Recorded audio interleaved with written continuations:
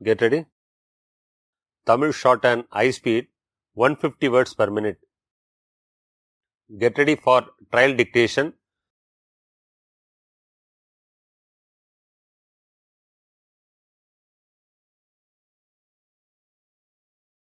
Get ready. Start.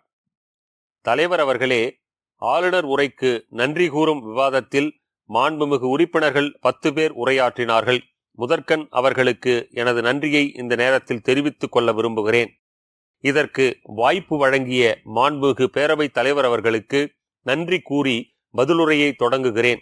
முதற்கட்டமாக தேர்தலுக்கு முன்னர் நாங்கள் அளித்த வாக்குறுதிகளை நிறைவேற்ற இந்த அரசு முனைப்புடன் செயல்படும் என்பதை சுட்டிக்காட்ட விரும்புகிறேன். அந்த வகையில் முதல் நாளில் 7 வாக்குறுதிகள் நிறைவேற்றப்பட்டுள்ளன என்பதை மாமன்ற உறுப்பினர்களின் கவனத்திற்கு கொண்டு வர விரும்புகிறேன். இன்னும் சொல்ல போனால் இதுவரை இல்லாத வகையில் இதற்கென்று தனியாக ஓர் அமைச்சகமே ஏற்படுத்தப்பட்டுள்ளது என்பதை மெத்த மகிழ்ச்சியுடன் தெரிவித்துக் கொள்கிறேன். பேரவைத் தலைவர் அவர்களே, இங்கே பேசிய மாண்புமிகு உறுப்பினர்கள் சட்டம் ஒழுங்கு குறித்து பேசினார்கள்.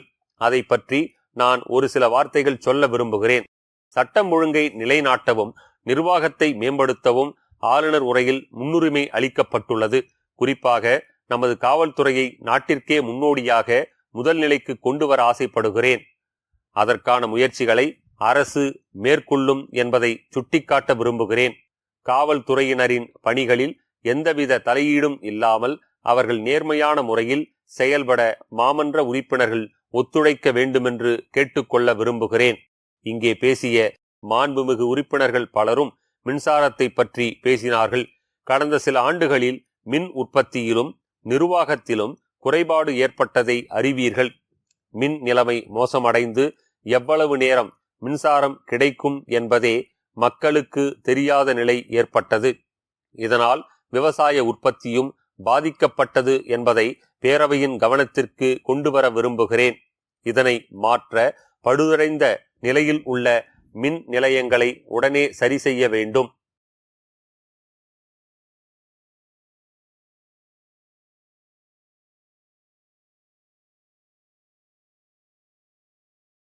Get ready. Tamil shorthand 150 words per minute. Instructions to candidates. இந்த உரைப்பகுதி நிமிடத்திற்கு 150 சொற்கள் வீதம் படிக்கப்படும்.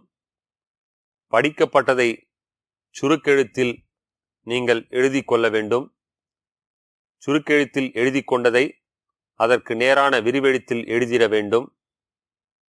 உங்களது சுருக்கெழுத்து திறனுக்காக 10 மதிப்பெண்கள் ஒதுக்கப்பட்டுள்ளன.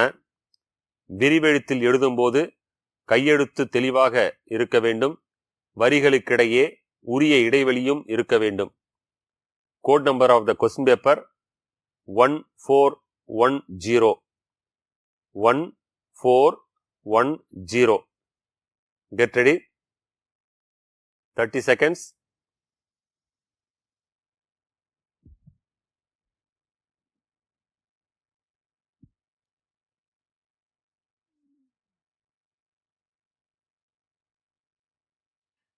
Fifteen seconds.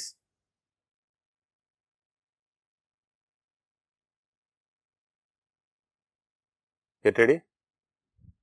5 seconds. Start. தலைவர் அவர்களே, எனக்கு பேச வாய்ப்பளித்த தங்களுக்கு முதற்கண் என் நன்றியை தெரிவித்துக் கொள்கிறேன். மக்களின் விரைந்த முன்னேற்றம் என்ற நோக்கோடு தயாரிக்கப்பட்டுள்ள இந்த நிதிநிலை அறிக்கையை பாராட்டுவதோடு இது தொடர்பாக மேலும் ஒரு சில கருத்துக்களையும் முன்வைக்க விரும்புகிறேன். ஏறத்தாழ 1,00,000 கோடி ரூபாய் அளவுக்கு தயாரிக்கப்பட்டுள்ள இந்த அறிக்கையில் சமூகத்தின் கடைக்கோடியில் உள்ள மக்களுக்கும் பல சிறந்த திட்டங்கள் வழங்கப்பட்டுள்ளதைக் கண்டு நான் உள்ளபடியே பெருமகிழ்ச்சி அடைகிறேன். அதிலும் குறிப்பாக இதுவரை இல்லாத அளவுக்கு ஆதிதிராவிட மக்களுக்கு மொத்த நிதியில் 20% அளவுக்கு பல்வேறு துறைகளின் கீழ் ஒதுக்கப்பட்டுள்ளது என்பதை சுட்டிக்காட்ட விரும்புகிறேன். இது சம்பந்தமாக கோரிக்கை ஒன்றையும் அரசின் கவனத்திற்கு கொண்டு வர ஆசைப்படுகிறேன். ஒதுக்கப்பட்ட நிதி அவர்களது நலனுக்காக சரியாக செலவிடப்படுகிறதா என்று பார்க்க ஒரு கண்காணிப்பு குழு அமைக்கப்பட வேண்டும். அப்போதுதான் இந்த திட்டங்களின் பயன் ஒடுக்கப்பட்ட மக்களை சென்றடையும் என்று சுட்டிக்காட்ட விரும்புகிறேன். அடுத்ததாக, நமது உள்ளாட்சி அமைப்புகளிலே பணியாற்றும் துப்புரவு தொழிலாளர்கள் குறித்து பேச விரும்புகிறேன். சமூகத்தின் கடைநிலையில் உள்ள இவர்கள் பெரும்பாலும் சுகாதாரமற்ற இடங்களில் பணியாற்றுகிறார்கள் என்பதை நாம் நினைவில் கொள்ள வேண்டும். ஆகவே அவர்களுக்கு கையுறைகளும் சுகாதார பெட்டிகளும் வழங்க வேண்டும் என்று கேட்டுக்கொள்ள விரும்புகிறேன். நான் இந்த சந்தர்ப்பத்திலே மற்றொன்றையும் சுட்டிக்காட்ட விரும்புகிறேன். சமுதாயத்தின் மிக அடிப்படை தேவையான துப்புரவு தொழில் செய்வோரின் குழந்தைகள் ஆய்வக பணியாளர் பயிற்சி பெற இந்த அரசு வசதி செய்துள்ளதற்கு நான் அரசை பாராட்ட விரும்புகிறேன். அதேபோல மருத்துவம் மற்றும் மருத்துவம் சார்ந்த படிப்புகளில் இவர்களின் குழந்தைகளுக்கு இடஒதுக்கீடு வழங்க வேண்டும் என்று கேட்டுக்கொள்ள விரும்புகிறேன். அடுத்ததாக, கல்வித்துறைக்கு இந்த நிதிநிலை அறிக்கையில் அதிக தொகை ஒதுக்கப்பட்டுள்ளது. இதற்காக நான் அரசை பாராட்ட விரும்புகிறேன். இன்றைய மாணவர்களே நாளைய தலைவர்கள் என்பதால் அவர்களது மேம்பாட்டுக்கு அரசு எடுக்கும் இந்த முயற்சிகளுக்கு மாமன்ற உறுப்பினர்கள் ஆதரவு அளிக்க வேண்டும் என்று கேட்டுக்கொள்கிறேன். அதேபோல மாணவர்களின் சிந்திக்கும் திறனை வளர்க்க பள்ளிகளில் சதுரங்கத்தை சிறப்பு பாடமாக ஆக்கியுள்ளதை வரவேற்க கடமைப்பட்டுள்ளேன். அதே நேரத்தில் பாமர மக்களின் குழந்தைகளும் எளிதாக கல்வி பெற அரசு எடுக்கும் முயற்சிகளையும் வரவேற்க கடமைப்பட்டுள்ளேன். பள்ளி கல்வி ஒரு சுமையாக மாறாமல் இருக்க செயல் வழி கற்றல் முறை உதவிடும் என்பதை மாமன்ற உறுப்பினர்களின் கவனத்திற்கு கொண்டு வர விரும்புகிறேன். அடுத்தபடியாக, உள்ளாட்சித்துறை தொடர்பாக ஒன்றிரண்டு கருத்துக்களை குறிப்பிட விரும்புகிறேன். நம் மாநகராட்சிகள் மற்றும் நகராட்சிகளின் சார்பில் பல மருத்துவமனைகள் இயங்கி வருகின்றன. இவற்றில் மருத்துவர் பணியிடங்கள் காலியாக உள்ளதை அரசின் கவனத்திற்கு கொண்டு வர விரும்புகின்றேன். தற்போதுள்ள உள்ளாட்சி நிர்வாக அமைப்பில் இத்தகைய மருத்துவமனைகளுக்கு போதிய கவனம் கிடைப்பதில்லை.